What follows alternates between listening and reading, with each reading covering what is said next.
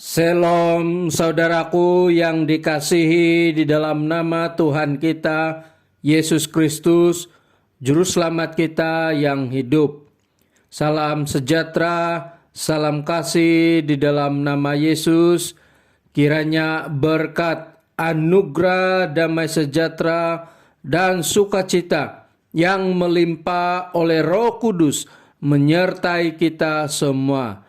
Saudara yang dikasihi Tuhan, mari kita membuka hati kita, mempersiapkan diri kita untuk sama-sama mendengar dan belajar akan firman Tuhan.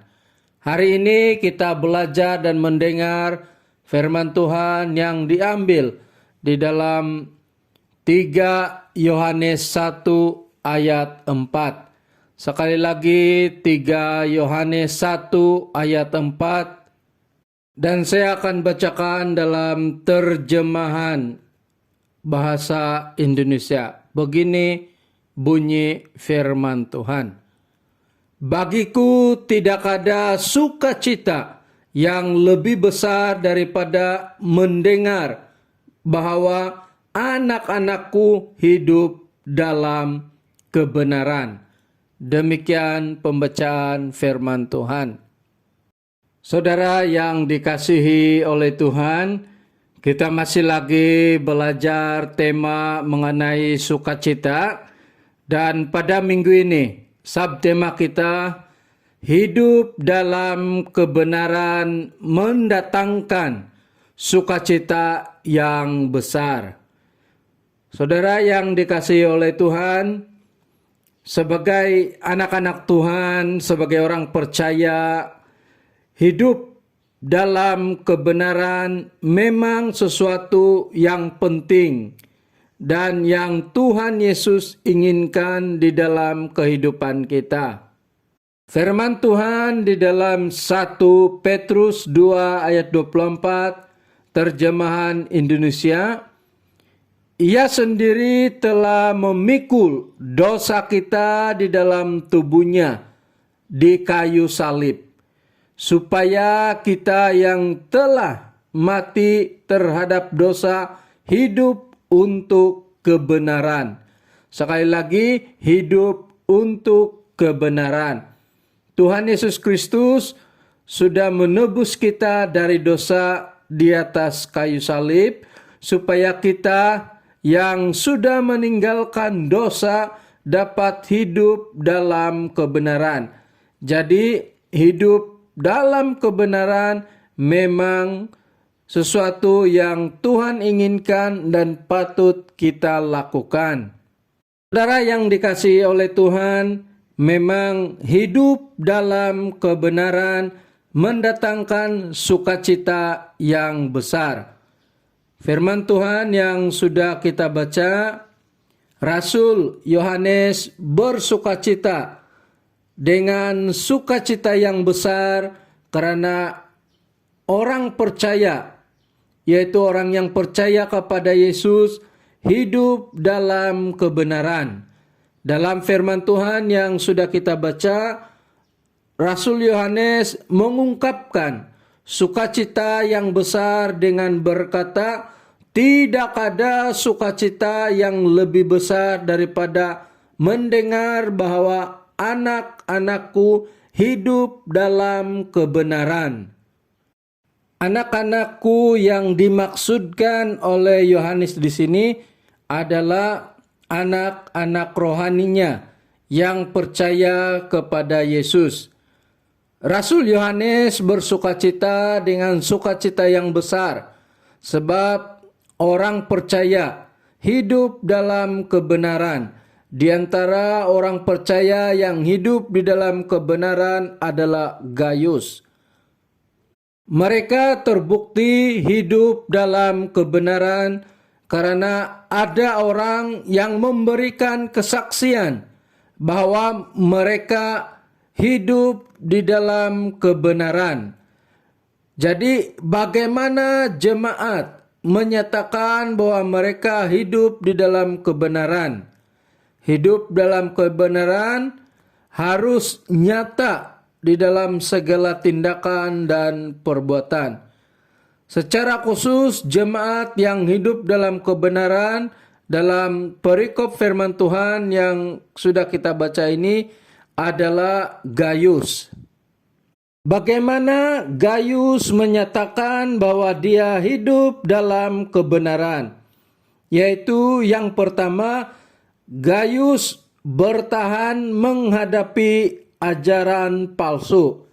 Atau dengan kata yang lain, Gayus tidak terpengaruh dengan ajaran-ajaran sesat pada waktu itu. Yang kedua, Gayus hidup dalam kebenaran karena Gayus menyediakan tempat tinggal bagi para hamba-hamba Tuhan yang memberitakan firman Tuhan. Yang ketiga, Gayus hidup dalam kebenaran karena Gayus seorang yang ramah dengan saudara seiman.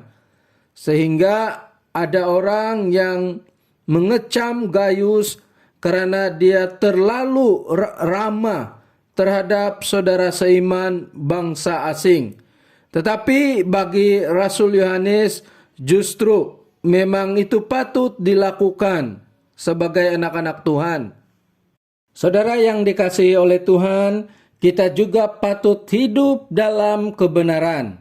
Lalu bagaimana kita sebagai orang percaya hidup dalam kebenaran? Yang pertama, kita hidup dalam kebenaran dengan tidak terpengaruh dengan ajaran-ajaran sesat yang lain, sesuai dengan firman Tuhan. Saudara, di sekeliling kita ada banyak pengajaran-pengajaran palsu yang kelihatannya hebat, bahkan memberikan tawaran yang menarik. Tetapi kita yang percaya kepada Yesus tidak akan terpengaruh apapun pengajaran-pengajaran yang tidak sesuai dengan firman Tuhan. Dengan kata yang lain, apapun yang terjadi, kita tetap setia kepada iman kita yang sudah kita terima. Yang kedua, hidup dalam kebenaran juga bila kita sebagai anak-anak Tuhan menjalani kehidupan kita sesuai dengan firman Tuhan, baik itu perkataan ataupun perbuatan kita. Pasti bukan hidup di dalam kebenaran kalau kita suka mengutuk. Pasti kita bukan hidup dalam kebenaran kalau kita suka menjatuhkan orang lain. Jadi tindakan, perkataan, perbuatan kita sangat penting di dalam menyatakan bahwa kita hidup dalam kebenaran. Yang ketiga, hidup dalam kebenaran juga apabila kita melayani dengan setia dan memberitakan firman Tuhan. Orang tidak akan merasa kita hidup dalam kebenaran kalau kita tidak melayani. Orang tidak akan merasakan kita hidup dalam kebenaran kalau kita tidak suka beribadah. Orang tidak akan merasakan kita hidup dalam kebenaran apabila waktu kita makan saja pun kita tidak berdoa. Saudara yang dikasihi Tuhan, hidup dalam kebenaran, kita setia melayani, setia dalam memberitakan firman Tuhan. Yang keempat, hidup dalam kebenaran apabila kita mengasihi Tuhan dengan sepenuh hati kita. Firman Tuhan di dalam Lukas 10 ayat 27, kasihilah Tuhan Allahmu. Satu perintah bagi kita untuk mengasihi Tuhan.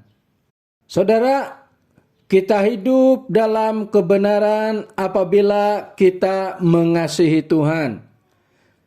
Sebab itu saudara yang dikasihi oleh Tuhan, bila kita melayani, bila kita melakukan perbuatan-perbuatan dan perkataan yang memberkati bila kita mengasihi Tuhan, dan banyak lagi yang sudah kita belajar, itu mendatangkan sukacita yang besar. Saudara, kita semua tahu mengenai cerita mengenai Menara Babel, di mana pada waktu itu manusia berusaha membina sebuah menara yang tinggi demi untuk menjadi termasyhur, demi untuk menjadi terkenal, dan mengelak daripada tercerai-berai. Jadi tindakan manusia ini jelas, mereka bukan hidup dalam kebenaran, tetapi melakukan untuk kepentingan diri sendiri, melakukan untuk kemuliaan diri sendiri. Tapi saudara, tidak demikian bagi kita. Kita hidup di dalam kebenaran. Kita hidup untuk kemuliaan Tuhan. Kita hidup setia kepada Tuhan. Kita mengasihi Tuhan. Perbuatan dan perkataan kita memberkati, karena kita hidup dalam kebenaran, sehingga mendatangkan sukacita yang besar. Jadi saudara yang dikasihi oleh Tuhan, hidup dalam kebenaran memang mendatangkan sukacita yang besar. Bila kita setia kepada Tuhan, melakukan pelayanan dengan baik, perkataan dan perbuatan kita memberkati dan mengasihi Tuhan, itu semua mendatangkan sukacita yang besar. Sebab itu marilah kita melakukannya dengan sukacita. Tuhan memberkati. Firman Tuhan sampai di sini. Mari kita berdoa untuk firman Tuhan yang sudah kita dengar. Bapa di surga, kami mengucap syukur firman-Mu yang sudah kami pelajari. Biarlah kami sebagai anak-anak Tuhan menjalani kehidupan kami dengan baik. Kami hidup dalam kebenaran, karena kami tahu ianya mendatangkan sukacita yang besar. Dan biarlah Tuhan Yesus, Juru Selamat kami, memberikan kami kekuatan untuk kami anak-anak Tuhan dapat hidup dalam kebenaran. Terima kasih firman-Mu, kiranya firman-Mu memberkati kami dan menguatkan kami. Saat ini kami mau berdoa untuk jemaat Tuhan dimanapun mereka berada saat ini. Kami serahkan mereka satu persatu ke dalam tangan Tuhan. Kami sungguh percaya bahwa Tuhan sentiasa menyertai dan memberkati hidup mereka. Kami percaya bahwa Tuhan akan mencukupkan keperluan mereka. Bapa di surga, kami juga mau berdoa supaya Tuhan yang memberkati kesehatan jemaat-Mu. Kalau ada di antara anak-anak Tuhan, jemaat-Mu yang sakit saat ini, Engkaulah Tuhan kami yang berbelas kasihan, menyembuhkan apapun sakit penyakit dan masalah kesehatan yang mereka alami. Bapa di surga, kami juga berdoa supaya Tuhan yang campur tangan dan memberkati anak-anak kami, pendidikan anak-anak kami, pertumbuhan mereka. Dan juga kami berdoa supaya Tuhan memberkati kami semua, supaya meskipun dalam keadaan saat ini, tetapi kami terus bertumbuh di dalam Engkau. Kami juga mau berdoa untuk gereja-Mu. Engkau kiranya yang memberkati setiap pemimpin yang ada di peringkat apapun. Kami percaya Tuhan memberkati. Kami juga berdoa supaya Tuhan memberikan kekuatan untuk kami terus sama-sama dapat melayani bagi kemuliaan Tuhan. Kami juga berdoa Tuhan campur tangan di dalam ekonomi gereja kami. Kami juga mau berdoa untuk negara kami serahkan ke dalam tangan Tuhan, para pemimpin negara kami, ekonomi negara kami serahkan ke dalam tangan Tuhan. Tuhan memberkati kami serahkan semuanya di dalam tangan-Mu. Kami bersyukur karena Yesus Tuhan kami yang hidup, yang sentiasa mendengar doa kami. Ini doa kami serahkan hanya di dalam nama Yesus. Kami berdoa, amin.